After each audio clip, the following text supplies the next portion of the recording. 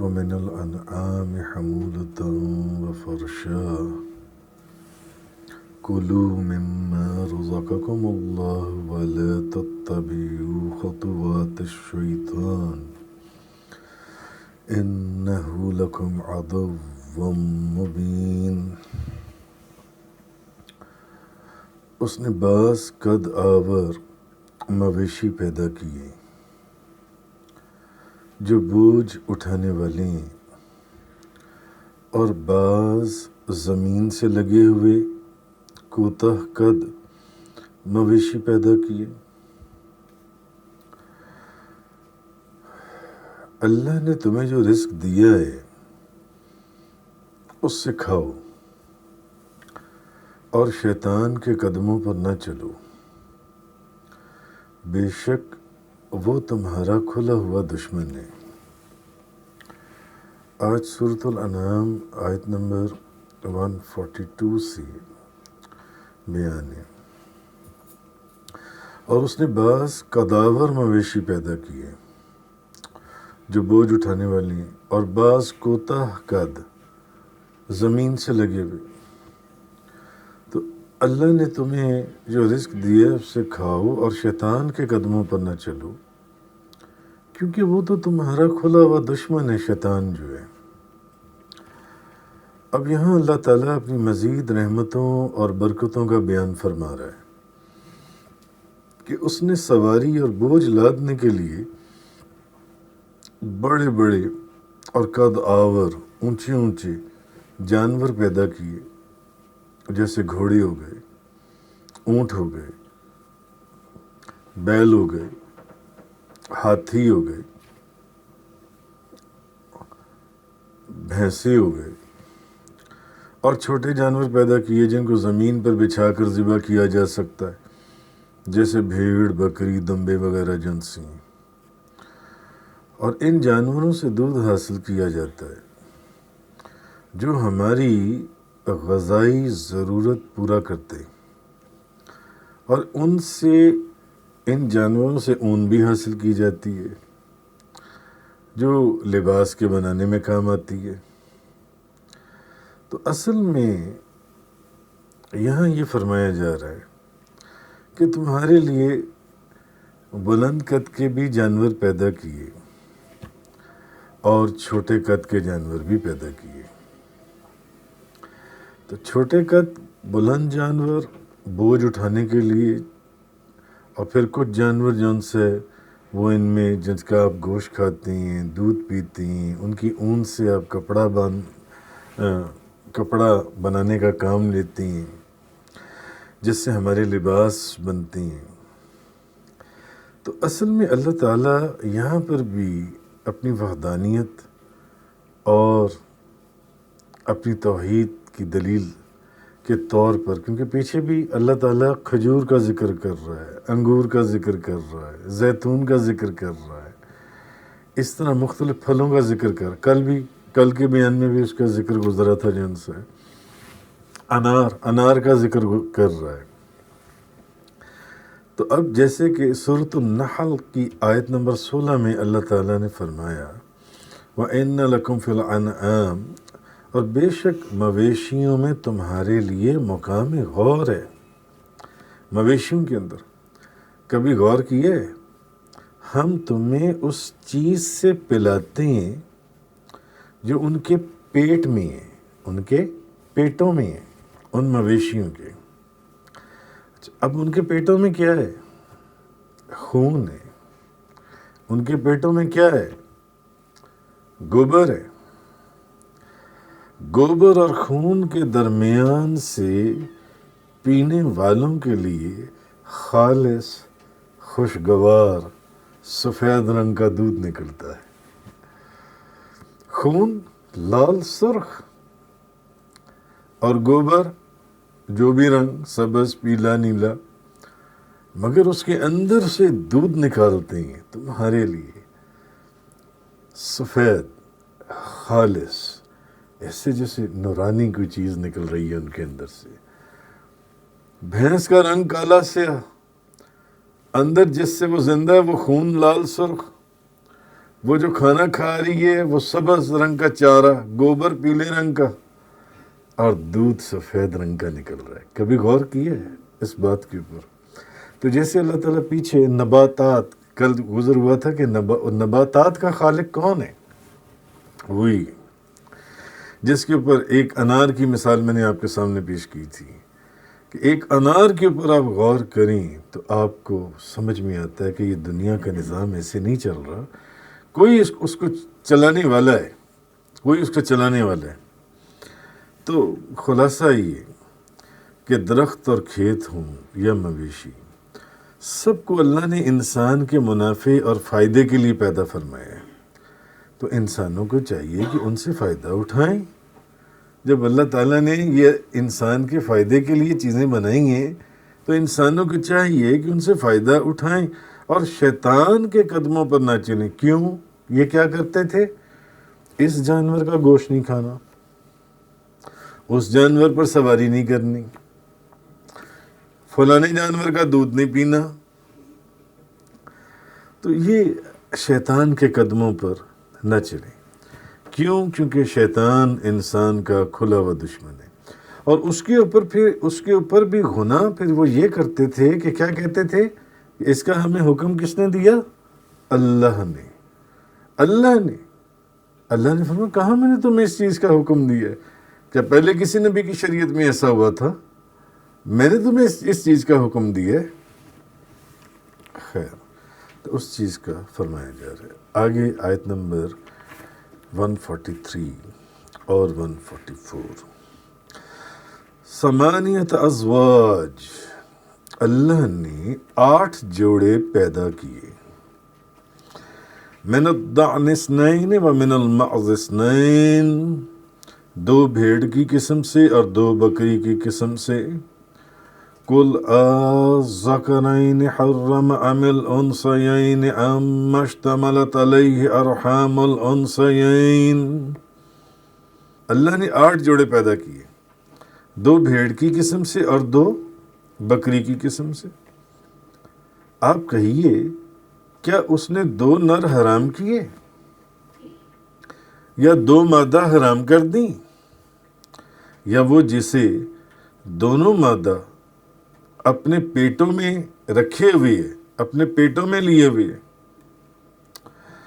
نبئونی بعلم ان کنتم صادقین، مجھے علمی دلیل سے خبر دو اگر تم سچی ہو. اللہ نے کیا فرمایا؟ ثمانیت ازواج، اللہ نے 8 جوڑے پیدا کیے. من الضأن اثنین ومن المعز اثنین، 2 بھیڑ کی قسم سے 2 بکری کی قسم سے. قل الذکرین حرم ام الانثیین ام اشتملت علیہ ارحام الانثیین. آپ کہیں کہ اس نے 2 نر حرام کیے یا 2 مادہ حرام کر دیں، یا وہ جسے دونوں مادہ اپنے پیٹوں میں رکھے ہوئے ہیں، پیٹوں میں لیے ہوئے. اور مجھے علم کی دلیل سے خبر دو کہ کیا میں نے حرام کیا تھا. علم کی، اگر تم سچی ہو، ان کنتم صادقین، اگر تم سچی ہو تو. آگے فرمایا وَمِنَ الْإِبِلِ اثْنَيْنِ وَمِنَ الْبَقَرِ اثْنَيْنِ، اور اللہ نے اونٹ کی قسم سے 2 اور گائے کی قسم سے 2. پہلے کیا؟ 2 بھیڑ کی قسم سے، 2 بکری کی قسم سے. اب اللہ نے 2 اونٹ کی قسم سے اور 2 گائے کی قسم سے جوڑے پیدا کیے. قل الذکرین حرم ام الانثیین ام اشتملت علیہ ارحام الانثیین. آپ کہیے کہ اس نے 2 نر حرام کیے یا 2 مادہ حرام کی. وہاں پر بھی وہی فرمایا تھا، یہاں پر بھی بھیڑ اور بکری کے 2 جوڑے، ایک جوڑا 4 اور 2 یہ اونٹ اور گائے. تو کیا یہاں پر بھی جو ان سے 2 جوڑے ہیں، 2 نر حرام کیے یا مادہ حرام کی، یا وہ جسے دونوں مادہ اپنے پیٹوں میں لیے ہوئے ہیں. ام کنتم شہداء اذ وصاکم اللہ بہذا، یا تم اس وقت حاضر تھے جب اللہ نے تمہیں یہ حکم دیا تھا. فمن أظلم ممن افترى على الله كذبا ليضل الناس بغير علم. سو اس سے بڑا ظالم اور کون ہوگا جو اللہ پر افطرا پردازی کرے تاکہ وہ بغیر علم کے لوگوں کو گمراہ کرے. ان اللہ لا یہدی القوم الظالمین. بے شک اللہ ظالم لوگوں کو ہدایت نہیں دیتا. ظالموں کو اللہ تعالیٰ ہدایت نہیں دیتا. اب وہ مویشی جو ہیں جو دراز قد اور کوتا قد ہیں، ایک اونچے قد والے اور ایک چھوٹے قد والے، اب ان کی 8 قسمیں بیان کی جا رہی ہیں. ان میں سے ایک اونٹ، دوسری اونٹنی، ایک بیل اور دوسری گائے، ایک مینڈا اور بھیڑ، ایک بکرا اور بکری. تو یہ کتنے ہو گئے؟ 8. یہ 8 ہو گئے. اب مشرکین عرب نے مویشیوں میں سے کسی کو بحیرہ بنایا ہوا تھا، کسی کو صائبہ بنایا ہوا تھا، کسی کو حام بنایا ہوا تھا، اور عام لوگوں کے لیے ان پر سواری کرنا منع تھا کہ ہر بندہ ان پر سواری نہیں کر سکتا. کچھ کے اوپر بوجھ لادنا منع تھا، ان کے اوپر بوجھ نہیں لادا جا سکتا، اور کچھ کا دودھ پینا حرام تھا، ان کا دودھ نہیں پینا.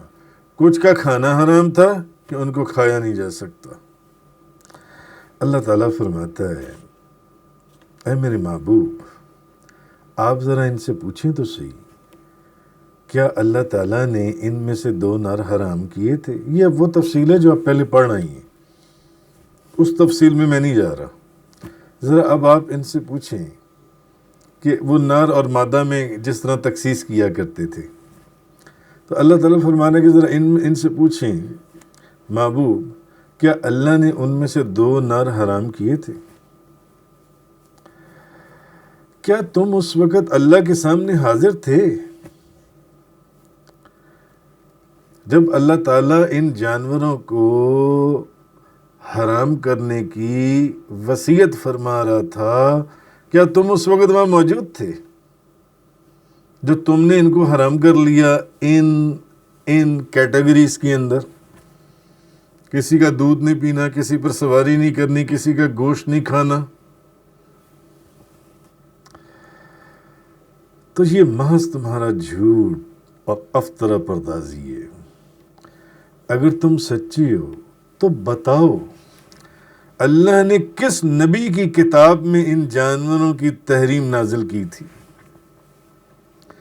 جب اللہ یہ وصیت کر رہا تھا تو تم وہاں پر موجود تھے جو جھوٹ بولتے ہو کہ اللہ نے یہ حرام کیا ہے. اور اگر سچی ہو تو بتاؤ، علم کی دلیل چاہیے، کس نبی کے اوپر میں نے یہ وحی نازل کی تھی، کس وحی کے اندر یہ کہا گیا تھا، کس نبی کے اوپر وحی آئی تھی، کس نبی کی کتاب کے اندر یہ بات کہی گئی تھی. تو اصل میں جانوروں کی حلال ہونے میں کہ کیا چیز ان میں پرمیزیبل ہے اور کیا نان پرمیزیبل. اب اس کے متعلق کفار جو ہیں، کفار عرب میں جاہلوں والے طریقے رائج تھے. اصل میں اللہ تعالیٰ اس کا بتلان فرما رہا ہے کہ یہ سب ان کی خرافات ہیں. ان سے پوچھا تو جائے، ان سے پوچھو کیا جن جانوروں کو تم نے حرام سمجھ رکھا ہے اس کی حرمت آئی تھی؟ اگر آئی تھی تو کون سی کتاب میں آئی تھی؟ کب وحی نازل ہوئی تھی؟ کیا اس لیے انہیں حرام سمجھتے ہو کہ وہ نر ہیں، یا اس لیے ان کو حرام سمجھتے ہو کہ وہ مادہ ہیں؟ بھئی کچھ نروں کو تم حرام کر دیتے ہو اور کچھ فیمیلز کو تم حرام کر دیتے ہو. تو اگر یہ وجہ ہے کہ نر اور مادہ کی کوئی تخصیص ہے تو پھر تو تمام نر یا تمام مادائیں حرام ہونی چاہیے؟ پھر ان اسپیسیفک جانوروں کے اندر تم تخصیص کیوں کرتے ہو؟ بتاؤ. بعض نروں کو حلال اور بعض کو تم کہتی ہو کہ یہ نان پرمیزیبل ہے، بعض ماداؤں کو حلال اور بعض کو تم کہتی ہو کہ یہ بھی نان پرمیزیبل ہے، یہ بھی حرام ہے. یہ کہاں کی عقل مندی ہے؟ بتاؤ کہاں کی عقل مندی ہے؟ اور یا ان کی حرمت کی وجہ یہ ہے، اگر تم یہ سمجھتی ہو کہ اس کی وجہ یہ ہے کیونکہ انہوں نے بعض جس کے پیٹ میں بچہ ہے، اور اس کی بھی تفصیل کل پرسوں گزری تھی اس بات پر کہ اگر نر ہو تو مرد کھائیں گے، اور اگر مادہ ہو تو یہ لوگ کھائیں گے، اور اگر مردہ بچہ پیدا ہو تو مرد اور عورتیں دونوں کھائیں گے، اور فلانے کا صرف پجاری کھائے گا جو بتوں کو ساتھ شریک ٹھہراتے تھے یہ لوگ جن سے. تو اب اگر ان کی حرمت کی وجہ یہ ہے کہ وہ ماؤں کے پیٹ کے اندر ہیں، ماؤں کے پیٹ کے اندر وہ اس صورت میں ماں کے پیٹ میں آئے تو ہم نے ان کو حرام کر دیا. اگر ایسا ہے تو پھر میل اور فیمیل کی تخصیص ہی ختم ہو جاتی ہے. پھر میل اور فیمیل کی تخصیص کیا رہی؟ پھر اس میں کوئی تخصیص نہیں ہے. پھر بتاؤ کون سا جانور ایسا ہے جو ماں کے پیٹ میں نہ رہا ہو؟ پھر ساروں کو حرام کر دو، پھر سب کو حرام کر دو، خواہ وہ نر ہو یا مادہ ہو، کیونکہ ہر کوئی مادہ کے شکم میں رہا ہے، مادہ کے شکم میں. تو اگر ان کو حرام کرنے کی کوئی دلیل تمہارے پاس نہیں، اور تمہارے پاس کوئی دلیل نہیں ہے تو لاؤ نا، کوئی علمی دلیل ہی لے آؤ. جب یہ میں وصیت کر رہا تھا، میں یہ حکم دے رہا تھا، تم اس وقت میرے پاس تھے؟ یا کس نبی کی کتاب کے اندر یہ حرمت آئی ہے ان جانوروں کی؟ یا وہ وحی بتا دو کس وحی میں یہ حکم نازل کیا گیا تھا. اور اگر تمہارے پاس کوئی دلیل نہیں ہے تو یہ بہت بڑا ظلم کر رہی ہو تم لوگ، بہت بڑا ظلم. جن جانوروں کو اللہ نے حلال بنایا، جن جانوروں کو اللہ نے حلال کیا، بغیر کسی دلیل کے اللہ پر جھوٹ باندھتے ہو کہ یہ حرام ہے ہمارے اوپر یا فلانے کے اوپر. ڈرو، یہ کیا کام کر رہے ہو؟ ایسا کام مت کرو. ان اللہ لا یهدی القوم الظالمین، بے شک اللہ ظالم لوگوں کو، یہ ظلم کر رہے ہو تم، اور ظالموں کو اللہ ہدایت نہیں دیتا. صدق اللہ تعالی و بلغ رسول اللہ صلی اللہ علیہ وسلم. تفسیر قرآن کا یہ لیکچر انگلش میں سننے کے لیے براہ کرم ڈسکرپشن میں موجود لنک پر کلک کریں.